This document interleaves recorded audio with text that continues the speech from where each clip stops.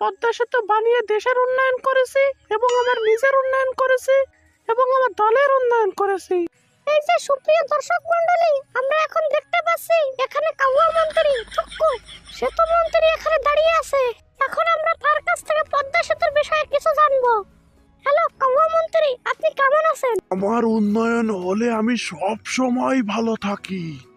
এই পদ্মা সেতুর টাকা আটকে দিয়েছিল ডক্টর ইউনূস, তাকে পদ্মা নদীতে 2টা সুবনিতে উঠানো উচিত। আর খালেদা জিয়া বলেছিল জোড়াতালিতে ব্রিজ বানাচ্ছে, এই ব্রিজে চড়া যাবে না, চড়লে ভেঙে পড়বে। এখন তাকে কি করা উচিত? ওই পদ্মা সেতুতে নিয়ে গিয়ে ওখান থেকে টুস করে ফেলে দেওয়া উচিত। পদ্মা সেতু নিয়ে আমি একটা কবিতা লিখেছি, তাহলে শুনুন। ব্যানারে লেখো নাম, মুছে যাবে। পাথরে লিখো নাম, ক্ষয়ে যাবে। হৃদয়ে লেখো নাম, থেকে যাবে। Sheikh Hasina is the right person of Bangladesh. ওই দুটোকে পেলে আমি পদ্মা সেতু থেকে ফেলে দিবই। কত বড় সাহস ওদের! ওই তো, ওরে বাবা, এখানেই তো রয়েছে, এক্ষুনি ওদেরকে ফেলে দিব। এই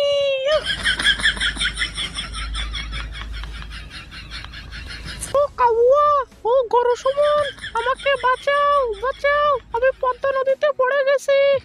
আপা, আপনার এই হাল হলো কি করে?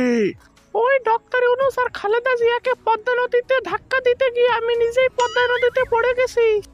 আমাকে উঠাও কাউয়া। আপা, আপনি কি জানেন কখন মানুষ দূরে চলে যায়? যখন বয়স বেড়ে যায়, চুল পেকে যায়, বিচি ঝুলে যায়, নদী শুকিয়ে যায়, ক্ষমতাচ্যুত হয়, তখন মানুষ দূরে চলে যায়। আমিও আপনার থেকে দূরে চলে গেলাম। বাই বাই আপা।